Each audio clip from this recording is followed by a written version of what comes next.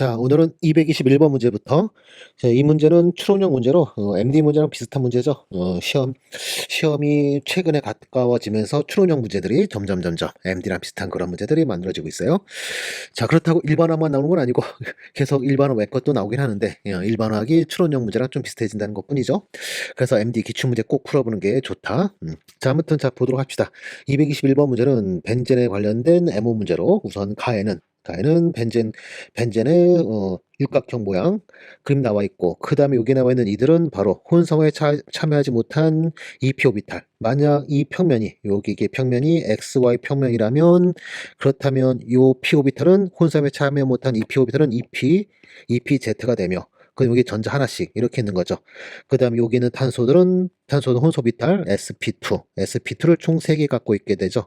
S 하나와 PX, PY 이렇게 3개가 혼성화되면서 sp2 3개를 만들고, 각각의 전자 이런 식으로 하나 있으면서 이들이 바로 시그마 결합을 만드는 거고, 그 다음에 혼성에 참여 못한 EPZ, 이 애가 바로 파이 결합을 만들면서 파이 결합을 형성하면서 파이 MO 총 몇 개, 원자 오비탈이 총 6개니까 파이 MO도 몇 개? 6개 만들어진데, 6개 중 3개는 지금 보는 바와 같이 본딩, 그 다음에 나머지 3개는 안티본딩, 이와 같이 되죠. 이때 아로마틱 안정 에너지 때문에 이 하나가 에너지 낮아지죠. 이게 하나 낮아지고, 또 반대급부로 하나는 또 에너지 높아지고, 자, 이와 같이 되는 거고, 그 다음에 방금 말한 대로 모든 탄소에 혼상하지 못한 EPZ에 전자 하나씩 있으면서 소위 파이 전자도 몇 개? 6개.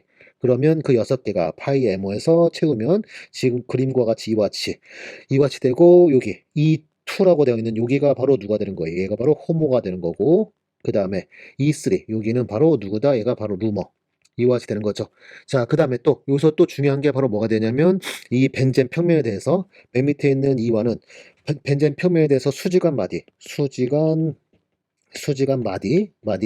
마디면이 맨 밑에 거는 0개, 그 다음에 E2는 1개. 뭐 예를 들어서 수직한 마디면 이렇게 하나, 뭐 또는 이런 식으로 탄소 원자를 포함하는 마디면, 또는 탄소 원자들 사이로 들어가는 마디면, 이런 식으로 해가지고 하나 있거나, 그 다음에 E3라는 놈은 그런 마디면이 몇 개, 그런 마디면이 동시에 2개, 그 다음에 맨 위에는 E4는 마디면이 총 3개, 이와 같이 들어가는 게 바로 또 파이 MO다. 자, 이런 건 또 여러분이 유기확신에 M을 좀 보긴 봤을 것 같아요. 뭐 벤젠고리 이렇게 있으면 파이 1 같은 경우는 이완 같은 경우 이런 식으로 전부 다 뭉친 거. 그 다음에는 벤젠골이 있으면 어떻게 이렇게 뭉치고 이렇게 뭉친 거, 또는 바로 이런 식으로 여기 뭉친 거, 여기 뭉친 거. 마디면이 이렇게 있다 보니까 이렇게 있다 보니까 결과적으로 파이엠은 여기 이런 식으로. 자, 이렇게 해서 이런 그림 보셨겠죠? 자, 그 부분은 질문하지 않으니까 그래도 한번 그려놔 볼까요? 육각형 6개 그려놓고 맨 밑에 에너지 제일 낮은 거 하는 김에 그려보죠. 그 다음에는 마디면 하나 있는 거, 그 다음에 마디면 2개 있는 거, 그 다음에 마지막으로 마디면 3개 있는 거. 그러면서 결합축에 대해서 표현한 마디면이 얘는 탄소 원자를 포함하는 마디면, 얘는 포함하지 않는 마디면, 그 다음에 하나는 포함하고 하나는 포함하지 않는 마디면, 2개 모두 탄소 원자들 포함하는 마디면, 그 다음에 얘는 탄소 결합 사이로 마디면 이렇게 들어간 거. 그런 다음에 여기다가 위상까지 포함해가지고 그려보면, 위에가 그 고리, 벤젠고리 위에가 전부 다 위상이 똑같은 거로 된 거. 그 다음에 아래는 다른 거가 되겠죠. 그 다음에 위에 있는 거에서는 여기가 플러스라면 그 옆은 마이너스. 그 다음에 얘는 이렇게가 플러스라면 아래가 마이너스. 그 다음 옆에는 마이너스. 그 다음에 는 플러스 마이너스 이렇게. 그래서 마디면이 2개. 자, 그 다음에 얘는 여기 플러스, 여기 지금 제가 잘못 그려놨네. 두 개의 마디면이 탄소 결합 사이로 이렇게 들어가는 거. 자, 그래서 결과적으로 플러스가 있으면 그 다음에 마이너스, 플러스, 마이너스. 그 다음에 맨 위에 거는 플러스, 마이너스, 플러스, 마이너스. 그 다음에 또 플러스하고 마이너스. 이런 식으로 해가지고 맨 밑에 게 여기서 이 그림에 의하면 이게 E1인 거고, 요 2개가 바로 E2라 되어 있는 거고, 또 이 2개가 E3. 그 다음에 맨 위에 게 E4. 자, 이런 식으로. 자, 이런 식으로 파이 M모드 그려보면 이런 식으로 생겨 있는 거죠. 여러분 유기화학시나 이런 그림 봤을 것 같아요. 유기화학 교재 보다 보면 항상 유교 선생님이 이 교재에다 넣어놓는 거 봤는데, 아무튼 봤겠죠.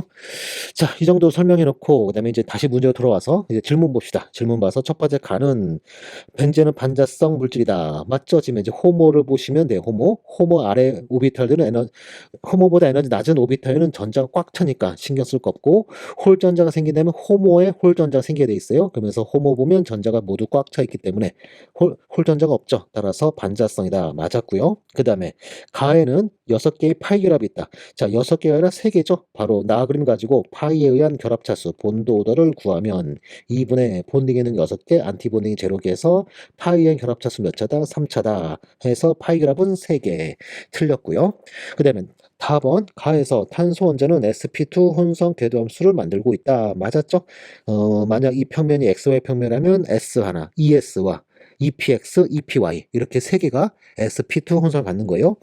자, 그다음에 마지막 라에서 나의 이 완은 파이 분자 궤도함수 중 반결합성이다. 아니죠? 결합성 M오죠. 그래서 틀렸더라. 답은 가와 다 4번이 되겠어요. 자, 그 다음에 222번 문제. 이 문제는 거의 뭐 암기형이 암기형. 암기하죠. 추가 이론에, 제가 추가 이론에 쭉 정리해 놓고 그랬는데, 분석화학에 나오는 내용들이에요. 분석화학의 검출기, 종류, 검출기 내용, 뭐, 그 다음에 뭐, 시험법, 시료 준비, 뭐, 등등, 이런 내용들이 그냥 암기하는 거예요. 그냥 쭉 암기하는 건데, 이거를 열심히 대과대는 내고 있죠. 그러면서, 문제를 먼저 보면, 이 문제는 크로마토그래피나 원자 흡광법, AA라고 하는데, 자, 원자 흡광법 기기를 사용할 때 기기 실험 조건이 조금만 변해도 검출기 가문 정도가 크게 변할 수 있다 하면서, 이런 가뭄이 어려울 때, 가뭄 조절이 어려울 때 실험의 제한성을 떨어뜨리며 떨어뜨리거나 시료 채취나 준비 과정 등을 통해 손실들에 의한 정확성이 또 떨어질 때가 있대요. 이런 거를 없애기 위한 적당한 검정 방법은 뭐가 있겠느냐 하면서, 비색법, 그랜도시법, 외부 표준, 표준물 첨가, 내부 표준, 이 중에 누구냐 하는데, 우선 2번은 내용이 완전 다른 내용이에요. 그래서 1번, 3번, 4번, 5번 중에 하나를 고른 건데, 자, 이게 바로 이제 추가 이론 내용이죠. 소위 어디 있어? 제가 다른 것도 같이 보냐, 다른 것도 같이 준비하냐, 딴 데가 있었네요. 품질 교정해가지고 첫 번째 표준물 첨가하면, 얘는 요 용어가 제일 중요한 용어예요. 표준폼 또는 표준물을 일정 비율로 첨가한다. 이 말 나오면 이게 바로 표준물 첨가예요. 그러면서 얘는 특징이 뭐냐면, 시료는 전처리했음에도 깨끗하지 않을 때 쓴다. 알았죠? 그래서 뭐 피크가 간섭받고 매트릭스에 의해서 간섭받고 이런 거를 없애기 위해서 쓰는 게 바로 표준물 첨가 하면서, 얘는 표준물 또는 표준폼, 이 말이 있으면 표준물 첨가라고 여러분이 암기하시면 되는 거고, 그 다음에 내부 표준법 하면, 얘는 분석 물질과 다른 화합물을 미지로 첨가해요. 완전히 다른 화합물을 첨가해서 분석물 신호와 내부 표준의 신호를 비교한다 라는 거예요. 그러면서 얘는, 자, 다른 화합물을 첨가한다. 위와 같이 표준물이 아니라 완전 다른 물질을 넣어서 분석물의 신호와 비교한다. 이 말이 나와주면 그냥 끝인데, 시험 문제에서 이 말이 내부 표준, 이 말은 나오지 않겠죠. 그래서 이 말이 우선 중요한 말이 되고, 그 다음에 이와 같이 내부 표준법 하게 되면 기기의 가문 조절 어려울 때 이거를 사용한다. 이게 바로 장점. 이 내부 표준법의 장점이에요. 장점. 그 다음에 시료의 손실이라는 경우에도 아주 유용하다. 손실에 유용하다. 이런 말 나오면, 이게 바로 내부 표준법이구나. 이렇게 하시면 돼요. 그러면서 봤더니 방금 시료의 손실, 이런 말 딱 나와 있죠. 제한성, 이런 말 나와 있죠. 가뭄이 조절하기 어렵다. 이런 말 나와 있죠. 그러면 바로 뭐예요? 바로 지금 말한 내부 표준법. 답은 5번. 이거 같이 되겠죠. 자, 그 다음에 또 그 외에 비세법 하면, 여기 반응.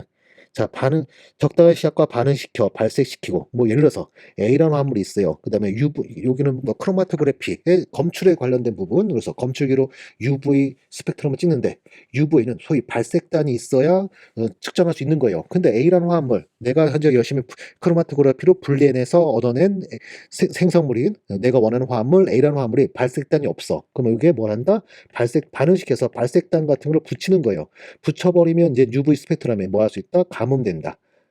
이와 같이 되겠죠. 그래서 반응, 이 말이 딱 나오면, 비세법이구나. 이렇게 하시면 되겠죠. 자, 그 다음에 외부 표준법 하면서, 외부 표준법은 바로 이거예요. 정량하는 성분의 순물질을 단계적 취해서 그 피크의 면적 이런 걸 이용해 가지고 정량하는데 이런 데 쓰인다. 우리가 크로마토그래피에 검출해서 그 피크의 사이즈, 즉 정확하게 말하면 면적을 이용해서 정량적으로 이것은 양은 얼마다, 농도 얼마다, 뭐 이런 걸 우리가 또 구할 수 있어요. 바로 여기서 순물질을 활용해 가지고 한다. 이 말이 딱 나오면 아, 외부 표준법이구나. 이렇게 아시면 되겠죠? 그래서 이렇게 네 가지를 알아두자. 네 가지. 음.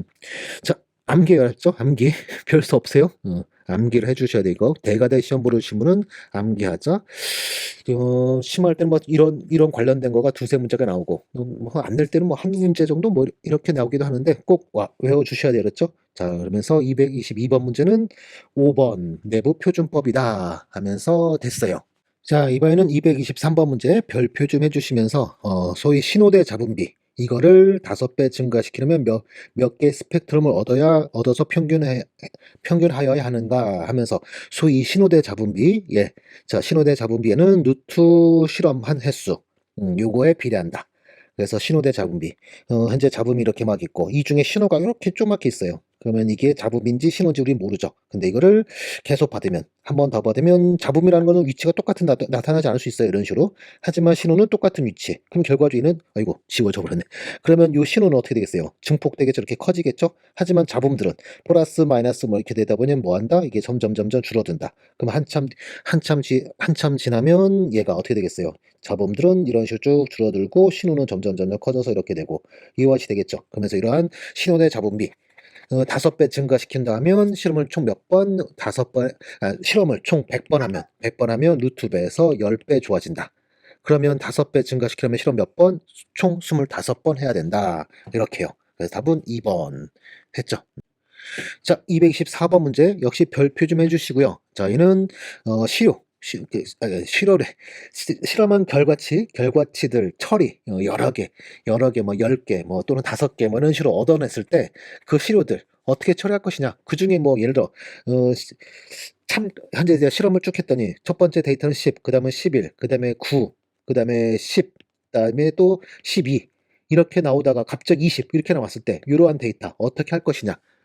이 데이터는 실제 데이터냐 또는 오차냐 또는 실험 실수냐 뭐 등등등등 뭐 여러 가지 요인이 있을 수 있겠죠. 실제 데이터일 수도 있고 또는 실험 실수일 수도 있고. 자, 이럴 때 이런 데이터 어떻게 처리할 것이냐. 소위 이거는 바로 데이터의 통계학에 대한 거예요. 그러면서 T-테스트, 짝지은 T-테스트, F-테스트, 그래프 테스트, 뭐 또는 Q-테스트라 부르기도 하고, 그 다음에 채소 제곱법.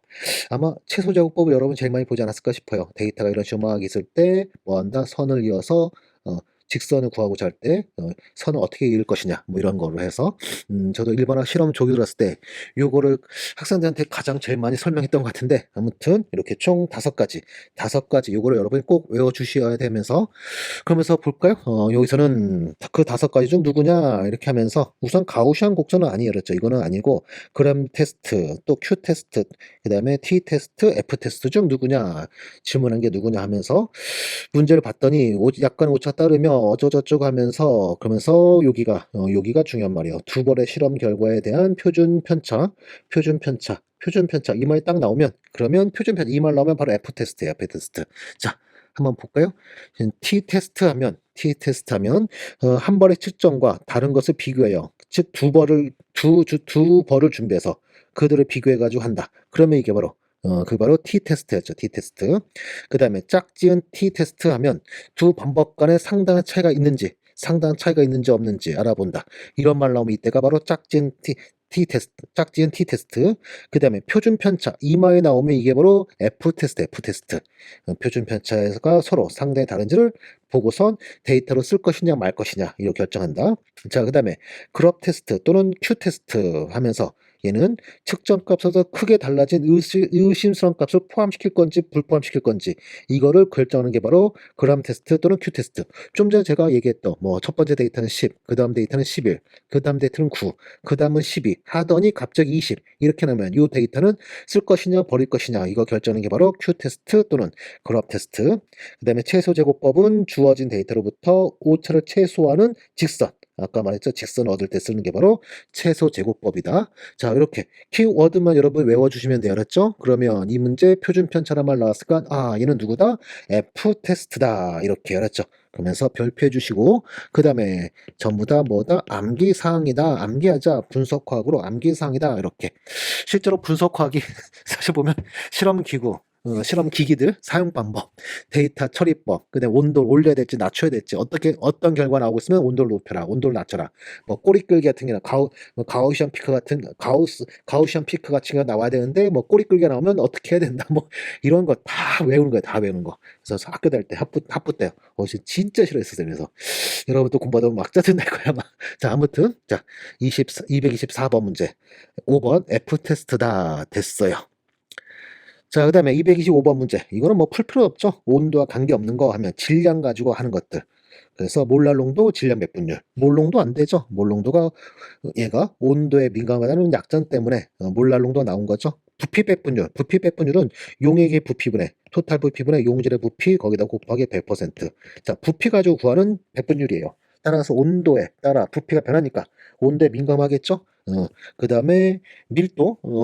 밀도는 부피분의 질량이니까 역시 뭐예요? 온도에 민감한 거죠? 몰롱도 밀도 전부 다 온도에 민감하다 이런 식으로. 그래서 답은 몇 번? 2번. 뭐 간단한 문제.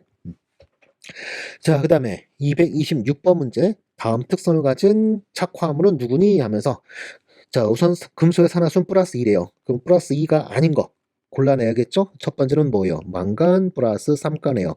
바로 안 되고요. 두 번째 거 얘는 코발트 플러스 2가죠? CN-가 6개인데 바깥이 마이너스 4가니까 코발트 플러스 2가. 자, 그 다음에 3번 또 코발트 플러스 2가. 4번은 철 플러스 2가. 그 다음에 5번 또 역시 철 플러스 2가. 됐죠? 자, 그 다음에 디오비탈 전자수가 6개래요. 6개. 그러면 두 번째 27번 코발트 플러스 이거니까 이들은 디오비탈 전자 몇 개? 7개. 요 두 놈 다 7개. 그러면 2번, 3번 또 안 되네요. 자, 그다음 마지막으로 반차성이다 하면서 자, 4번 같은 경우 4번, 5번이 바로 이들이 D6인데 4번 같은 경우는 무순장 리간드, 약장 리간드. 그러면 셋둘 갈라진 다음에 6개 전자가 하이스핀 이런 식으로 하이스핀. 그러면 홀 전자가 4개나 있으니까 상자성 아니죠?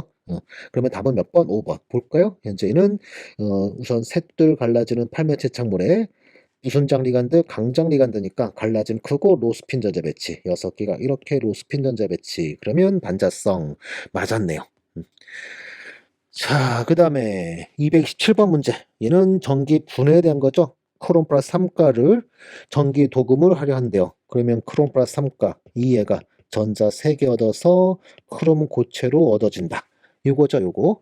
그러면서 전지에 20A짜리 전류를 얼마 동안 9.65초 동안 흘려 주었대요.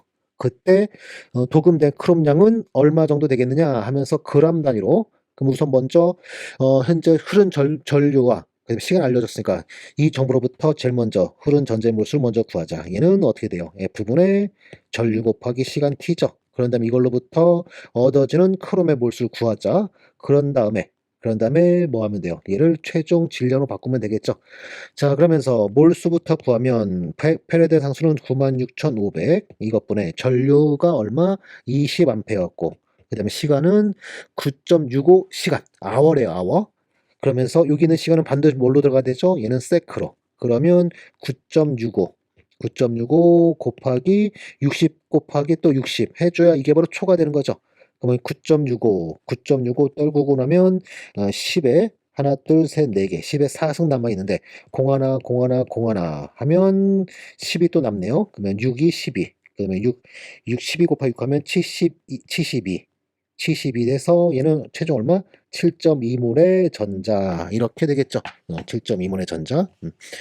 7.2몰의 전자. 그런 다음에 전자가 7.2몰이니까, 여기 전자가 7.2몰이니까 이걸로부터 얻어지는 크롬의 양은 얘는 얼마?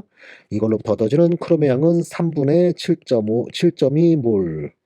즉 얼마예요? 이렇게 하면 몰수가 얼마? 얘는 그러면 얼마인가요? 2.4, 2.4몰이 되죠. 그런 다음에 마지막으로 질량으로 바꾸자면서 여기다가 뭐 하면 돼요? 여기다가 곱하기 원자량 52 해주면 얘는 124.8g 해서 답은 몇 번? 답은 3번. 됐죠? 그리 어려운 거 아니죠? 그래도 별표 하나 하도록 하죠. 은근슬쩍 이 심플한 것도 잘 틀려요. 실수해가지고. 자, 꼭 별표 주면 알아두시고. 자, 그 다음에 128번 문제.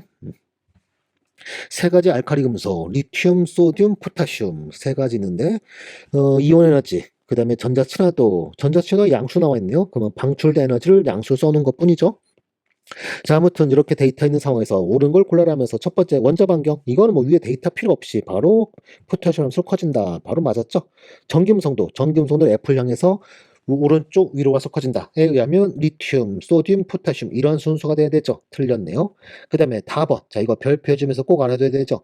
기체상에서 환원력, 즉 기체상에서의 산화 정도 하면서 리튬 가지고 얘기한다면 리튬 가스가 얘가 리튬 플러스 가스 될 때, 자, 이게 얼마나 잘 되느냐 이건데, 이거는 자, 기체상 기체상으로 되어 있을 때는 얘는 뭐예요? 얘는 이온 에너지가 작을수록 산화가 잘 된다. 산화 잘됨 뭐 그 식이 날라다니는 잘됨. 즉 바꿔 말하면 환원력이 크다. 환원력 증가. 이온에너지가 작을수록 전자떼기가 쉬워진다. 기체상에서 전자떼기가 쉬워진다. 소위 기체상에서 산화 잘 된다. 환원력이 크다. 이렇게. 그러면 이온에너지가 리튬으로 갈수록 커지니까 반대로 포타슘으로 갈수록 기체상에서 환원력 증가가 돼 있죠. 그래서 맞았다 하면서, 자, 이거 별표해 주시면서 기체상 환원력은 이렇게 돼요. 근데 만약에 앞에 수식어 전혀 없이 환원력 크기수를 물으면 뭘 해야 돼요? 바로 표준 환원전을 찾아서 이것이 작을수록, 그 다음에 이 표준 환원전이는 자, 기체상이 아니라 고체상이에요. 고체상. 그래서 리튬 고체상과 AQ, 그래서 환원이니까 리튬 플러스 AQ, 이해가 전자 얻어서 리튬 고체될 때 이거에 대한 표준 환원전이가 작은 게 환원력이 크다. 이렇게 되는 거죠. 그러면 상이 달라요. 여기 상 조심해야 돼요. AQ에 여기 보시면 AQ에 고체, 여기서 모두 다 기체. 풀이가 완전 다르죠. 이거 구분해서 풀 줄 알아야 돼요. 그러면서 요 나에다가 별표해 주시면서, 다에다가 별표해 주시면서 구분 풀이가 다르다. 구분 연습해 놓자. 자, 이렇게 해서 128번 문제 됐고, 그 다음에 129번 문제. 자, 이 문제는 산화물의 액성에 대한 건데, 다음 산화물 중 질산과 반응하여 중성염과 물을 생성할 수 있는 산화물은 누구냐? 그럼 염기성 찾으는 거죠. 염기성. 산과 중화될 수 있는 건 염기성이잖아요. 그러면서 누가 염기성이죠? 산화물 중 금속 산화물은 염기성이고 비금속 산화물은 산성이죠. 그러면은 금속 산화물은 여기서 1번 하나밖에 없네요. 얘가 바로, 자, 금속 산화물, 얘가 물과 반응하면 우선 BA 수산화 바륨 이게 만들어지고, 그 다음에 이것이 질산 두 분자랑 반응하면, 얘가 앞에 게 당량수가 2당량짜리니까 질산 2분자랑 반응하면 BA NH래 NO3 2, 그 다음에 두 개의 물 분자 이와 같이.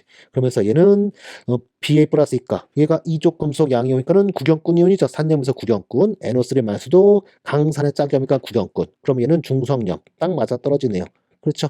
자, 그러면서 이 문제도 별표해야겠네요. 별표해 주시면서, 별표가 왜 지워졌어? 별표해 주시면서 229번의 답은 1번. 그리고 나머지 애들은 어떤 애들이에요? 나머지 애들은 비금속 산화물, 얘들 비금속 산화물. 이들은 물과 반응하면 산소산을 만들죠.